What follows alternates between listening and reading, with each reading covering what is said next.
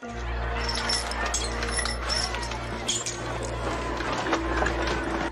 cannot let him go on like this. He'll destroy everything we've worked for. Whether this man is a sinner or not, I don't know. All I know is that I was blind, but now I can see. Why didn't you obey your orders and arrest him? Because no one ever spoke the way this man does. What charges are you bringing against this man? He's a blasphemer and a criminal! Crucify him! Why? What evil has this man committed? Crucify him! Give them what they want. A crown of thorns for the king of the Jews. Stretch him out. How can he save others when he can't even save himself? Are you not the Christ? Save yourself and us. Please, God, don't take my son, please. He's dead. Get him down. Let me take the body. Please, he needs a proper burial. He wasn't the savior we thought he was. What now? It's over.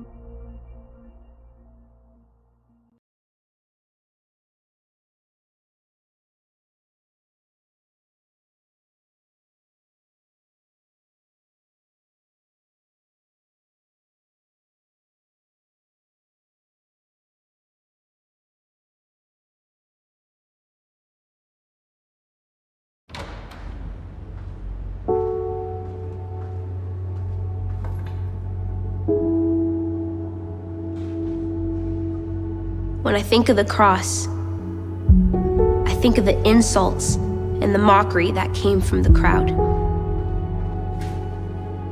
I think of a painful 39 lashes and the excruciating pain from a thorn-filled crown.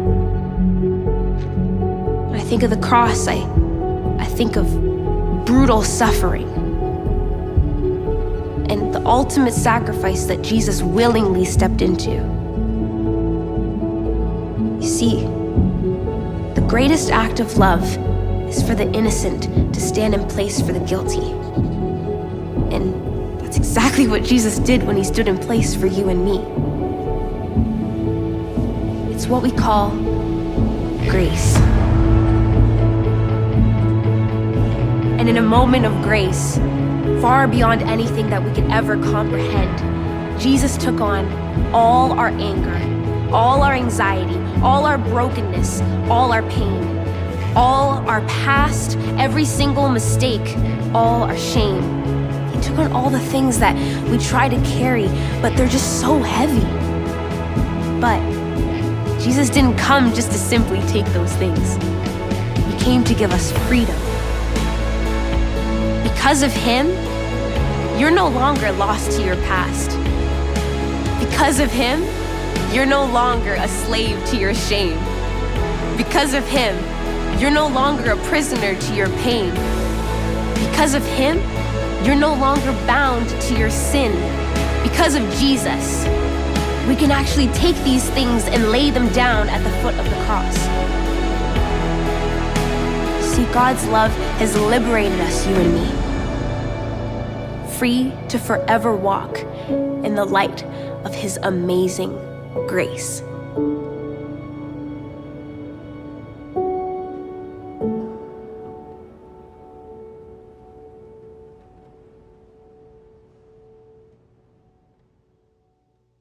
I'm Ron. And I'm Reggie.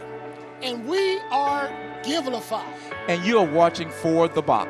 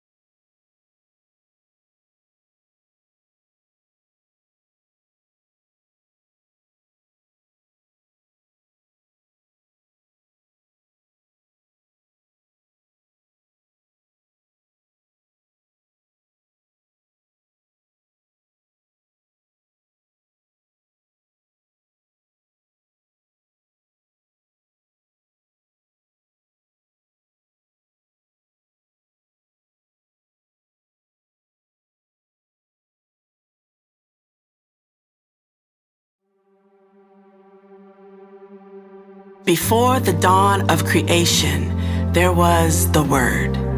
Before the beginning had begun, before the planet spun and the sun hung in the sky, there was the Word. He was the light, and the light was alive, giving life to all things, everything. No thing was created except through him. And in his image he created them, us, in his likeness, to reflect the light and be just like him. But sin came on the scene, and everything went dark. Not even a spark left. We were hard pressed for a savior. He had offered us his love in exchange for our trust, but we could not live up to his standard of perfection. We were dejected, broken, hostile, hopeless. But this is the gospel we put our hope in, that God, in his endless wisdom, fashioned the Word into flesh, and he pitched his tent in the midst of our mess, and the rest is history. The mystery of the cross, the incalculable cost of his life in exchange for our imperfection, the beauty of his resurrection, giving us life in exchange for his death when we call upon his name. Jesus, giver of grace, purveyor of peace, master of mercy, the Word, the one who bore the scars that we deserved. Have you heard the gospel? The good news, not what you can do for God, but what he has done for you. It is finished. God's plan since before the beginning, the greatest story ever written, broken by sin but restored when we surrendered to the Word. This is the gospel. Have you heard?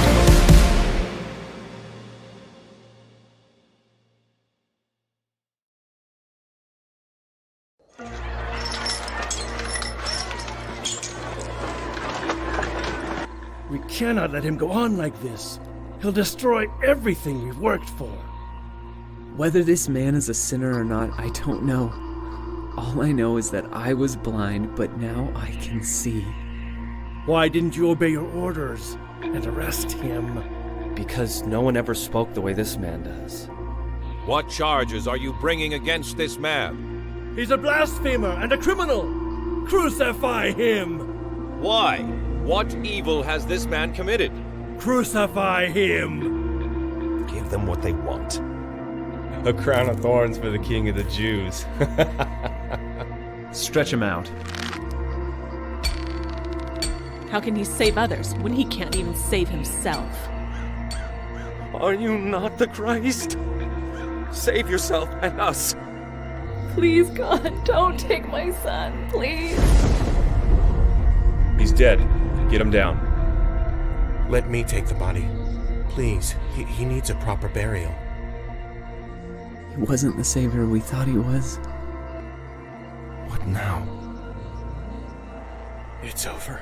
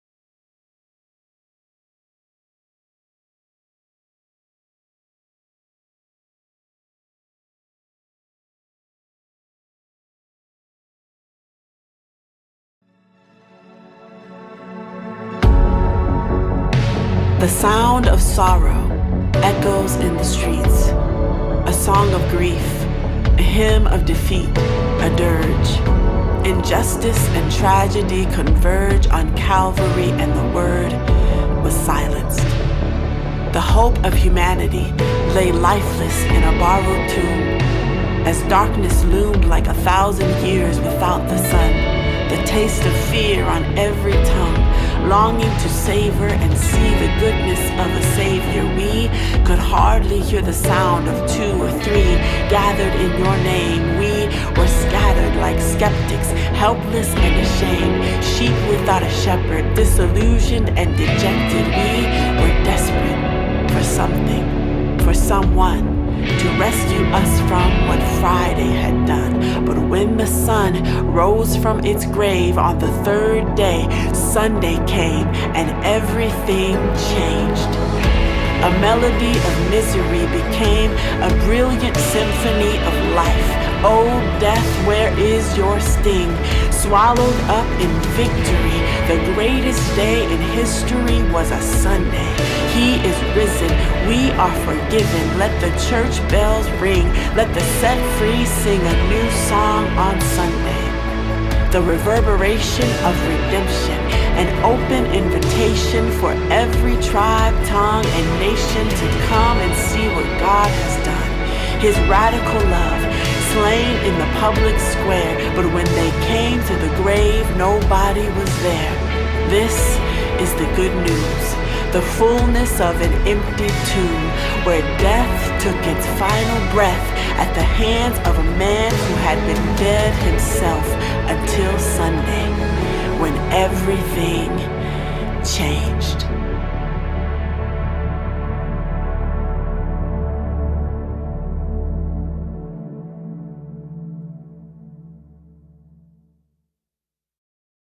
I'm Ron. And I'm Reggie.